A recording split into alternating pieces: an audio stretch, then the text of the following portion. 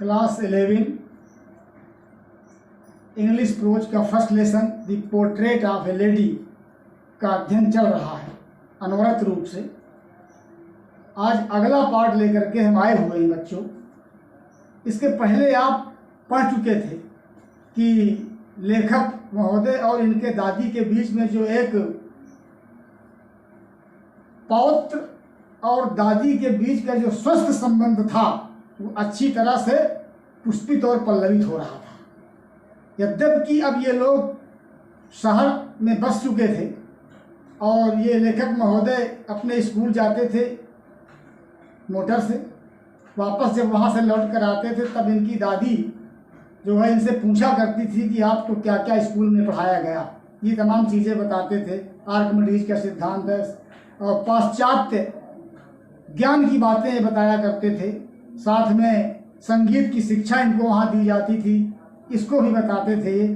संगीत की शिक्षा को इनकी दादी अच्छा नहीं मानती थी, वो वेश्याओं का एक पेशा उसको समझा करती थी, वो इनको पसंद नहीं थी और इस बात पर वो मौन हो जाया करती थी। बहरहाल उनकी असहमति हुआ करती थी पाश्चात्य शिक्षा के प्रति, क्योंकि उनका कहना था कि आजकल के अंग्रेजी स्कूलों में चरित्र निर्माण और धार्मिक ग्रंथों की शिक्षा नहीं दी जाती है।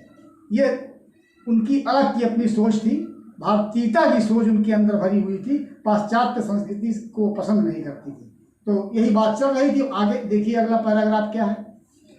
When I went up to university, कहते हैं जब मैं went up गया to university, विश्वविद्यालय गया पढ़ने के लिए।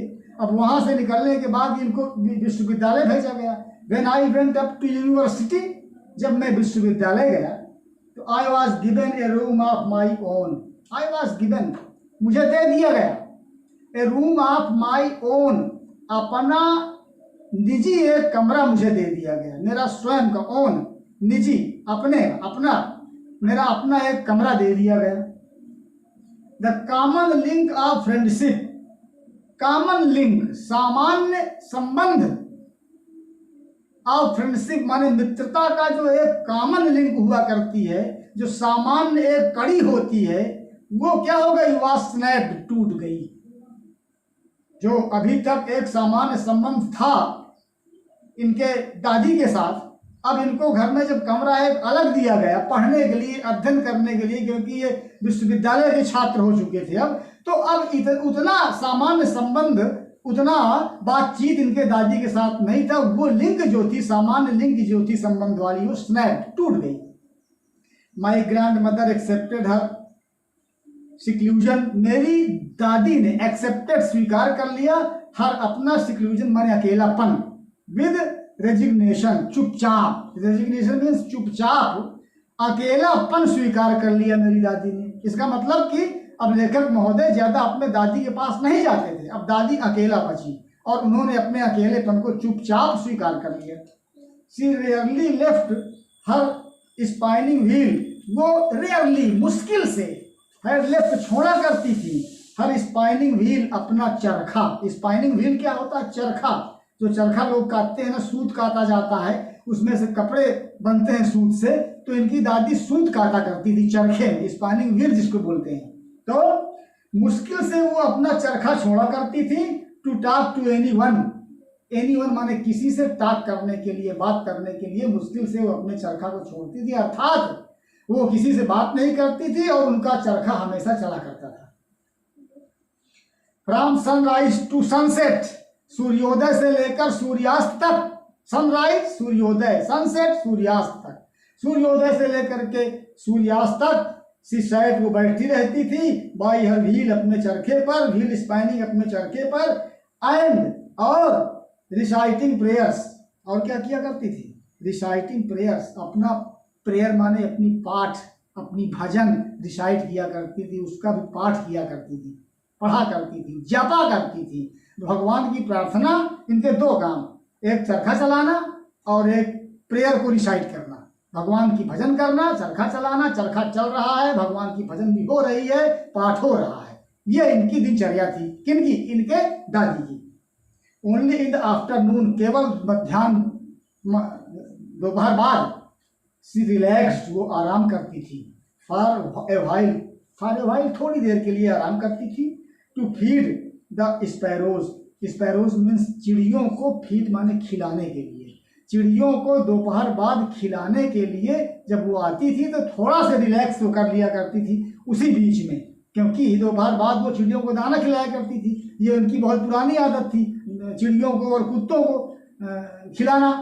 तो जब दोपहर बाद ये उठ करके आती थी तो थोड़ा उसी में इनको रिलैक्स मिलता था, आराम मिलता था। और आप जान चुके हैं, पढ़ भी चुके हैं कि शहर में इस समय रह रही है, अब इनको कुत्ते वहाँ नहीं मिल पा रहे हैं। अब ये बैठ करके अपने आंगन में चिड़ियों को ही दाना खिलाया करती है, तो तभी इनको थोड़ा आराम मिलता है। While she sat in the बरामदा, और वो बरामदा में बैठ जाती थी, breaking the bread into the little bits, breeds into the little bits, bits माने टुकड़े, छोटे छोटे टुकड़ों में ब्रेड, रोटी को तोड़ा करती थी। बरामदे में बैठ करके रोटी के थोड़े थोड़े छोटे छोटे पीस तोड़ तोड़ करके क्या करती थी, देती थी। Hundreds of the little birds, hundred of the little birds माने छोटी छोटी सैकड़ों चिड़िया, हंड्रेड्स सैकड़ों, लिटिल बर्ड्स छोटी चिड़िया क्या करती थी, कलेक्टेड राउंड, चारों तरफ इकट्ठा हो जाती थी, हर उनके चारों तरफ इकट्ठा हो जाती थी और क्रिएटिंग और पैदा करती थी क्या, ए वेरिटेबल बेडलाम ऑफ चिरपिंग। ये क्या है भाई, चहचहाहट और फड़फड़ाहट से पैदा होने वाली एक आवाज, chirping, चहचहाहट, फड़फड़ाहट।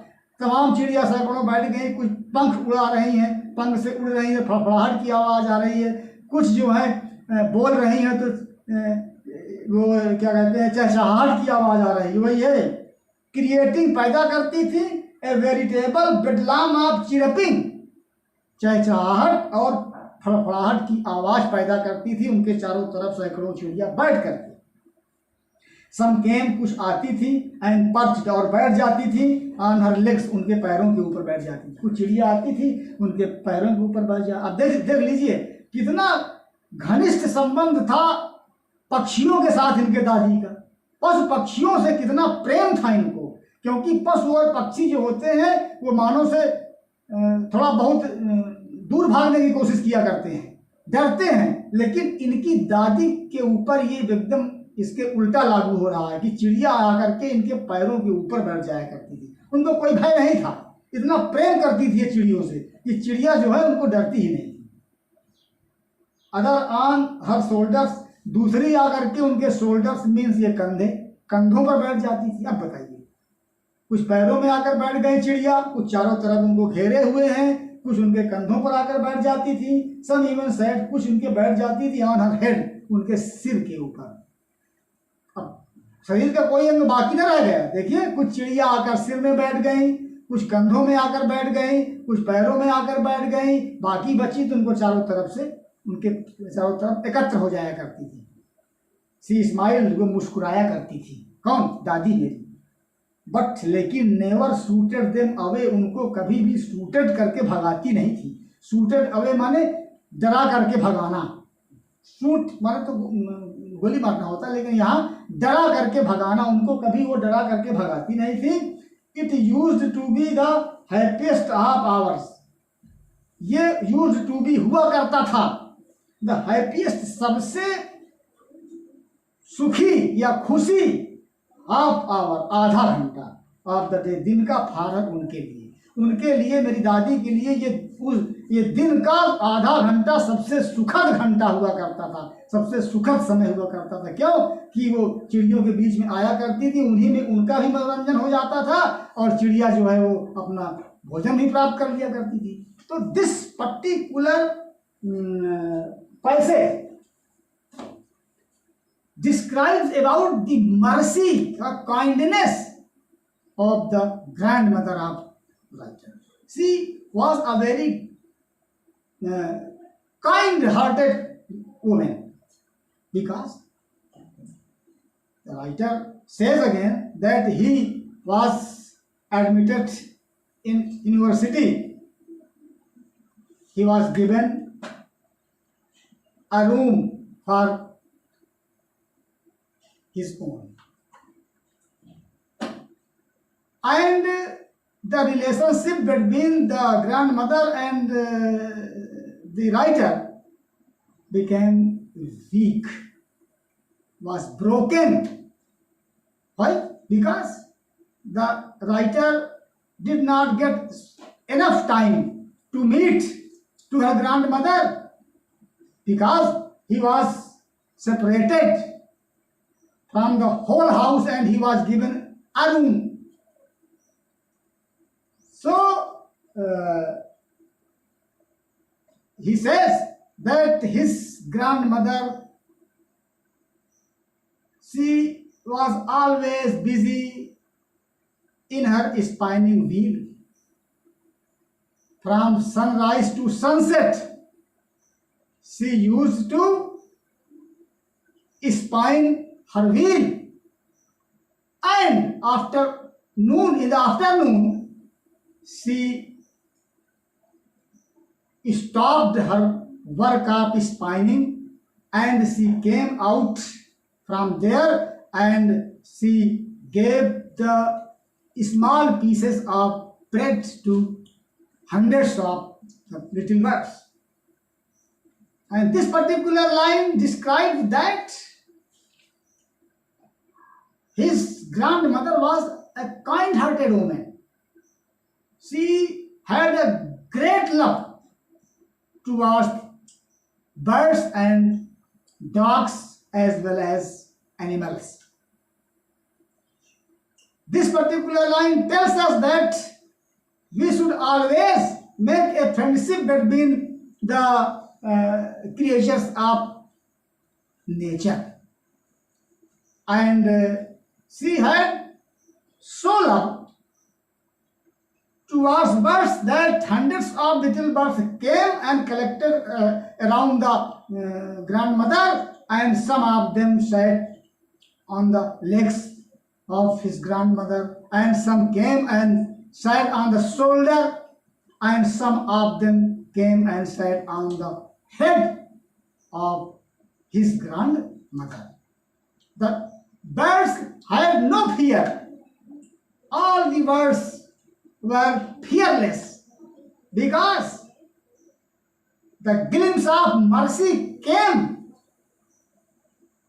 from the activity, from the acts of his grandmother.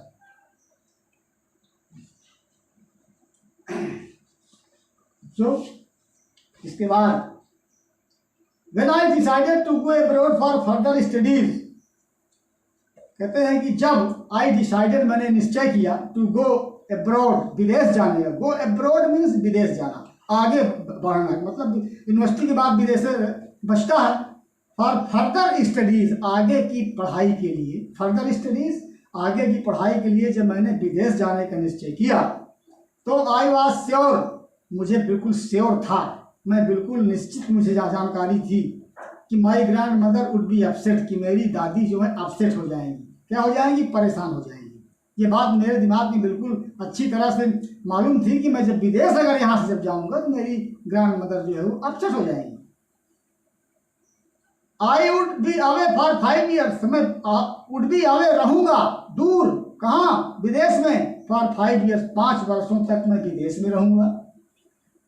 And at her as, और उनकी उम्र को देखकर, दादी की एज को देख करके, वन कुड नेवर टेल, कोई भी आदमी कभी नहीं कह सकता कि ये उनकी उम्र के विषय में कोई ज़्यादा, कोई श्योरिटी से कोई आदमी नहीं कह सकता कि बहुत दिन तक की जीवित रहेंगे. कहने का मतलब ये है कि लेखक ये कहना चाहता है कि मैं 5 साल तक विदेश में रहूँगा, 5 साल तक के पहले नहीं आऊँगा. और मेरी दादी की इतनी उम्र हो चुकी थी कि संभवतः मेरी मुलाकात उनसे अब ना हो पाएगी, उनकी मृत्यु हो सकती है, इतनी वो बूढ़ी हो चुकी है. But my grand mother could, लेकिन मेरी दादी कुड माने विश्वास करती थी इस बात पे. दूसरा कोई उनको देखकर तो विश्वास नहीं कर सकता था कि फिर से मुलाकात हो सकती है लेखक की, लेकिन मेरी दादी जो है वो कुड, वो विश्वास करती थी. She was not even sentimental, वो भावुक नहीं थी. सेंटिमेंटल, भावुक, वो भावुक नहीं हुई थी. She came to leave me at the railway station. जब मैं जाने लगा तो सी केम टू लीव मी, वो मुझे छोड़ने आई थी एट द रेलवे स्टेशन पर छोड़ने आई। बट डिड नॉट टॉक और शो एनी इमोशन, लेकिन ना तो उसने मुझसे टॉक किया, बात किया, और ना शो एनी इमोशन, ना कोई संवेदना, इमोशन भावना, ना कोई भावना शो किया उन्होंने, दिखाया मेरे प्रति। जाते समय, विदाई के समय रेलवे स्टेशन पर वो छोड़ने मुझे आई, लेकिन उन्होंने मुझसे बात भी नहीं किया और ना कोई इमोशन, कोई भावना उनके अंदर से मुझे दिखाई पड़ी। हर लिप्स मूव्ड इन प्रेयर, उनके ओठ मूव्ड, चल रहे थे, कहे में इन प्रेयर, प्रार्थना, भगवान के भजन में उनके ओठ चल रहे थे। Her mind was lost in prayer, उनका मस्तिष्क, मन जो था, माइंड जो था, वो लास्ट माने खोया हुआ था, इन प्रेयर माने भगवान की भजन में, प्रेयर में उनका दिमाग भी लगा हुआ था और उनके ओंठ भी प्रेयर में ही लगे हुए थे। हर फिंगर्स, उनकी उंगलियां जो थी क्या थी, वर बिजी, व्यस्त थी, काहे में, टेलिंग, जपने में, the beats of her rosary, उनके जपमाला के बीट्स माने मनकों को, जपमाला के मनकों को, टेलिंग माने गिनने में उनके जो हाथ की उंगलियां थी वो व्यस्त थी। अब कहने का मतलब मनसा वाचा कर्मणा, मन लगा हुआ है प्रेयर में, शरीर लगी हुई है प्रेयर में, और ओठ चल रहे हैं, वाचा जो है वो भी लगी हुई। तीनों तरह से तपस्या होती है भगवान की, और तीनों चीजें इनकी लगी हुई थी प्रेयर करने में।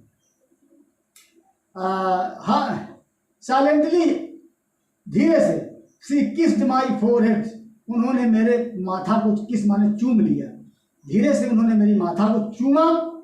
और क्या हुआ, एंड व्हेन आई लेफ्ट, जब मैं छोड़कर जाने लगा, लेफ्ट माने उनको छोड़ा, तो आई चेरिस्ड द मोस्ट इम्प्रिंट, मैंने चेरिस्ड माने संजो लिया, इकट्ठा करके, चेरिस्ड माने रख लिया, संजो लिया, the most imprint, most imprint, नम, मोस्ट माने नम, इम्प्रिंट माने छाप, नम छाप को मैंने संजो करके रख लिया, एज, क्योंकि, परहैप्स, शायद, कदाचित, द लास्ट साइन, वो अंतिम साइन माने क्या था, निशानी थी, आप फिजिकल कंटैक्ट, मेरे शारीरिक कंटैक्ट माने संबंध की, बिटवीन अस, हम दोनों के बीच के शारीरिक संबंध की ये अंतिम निशानी थी, शायद। तो मैंने नम,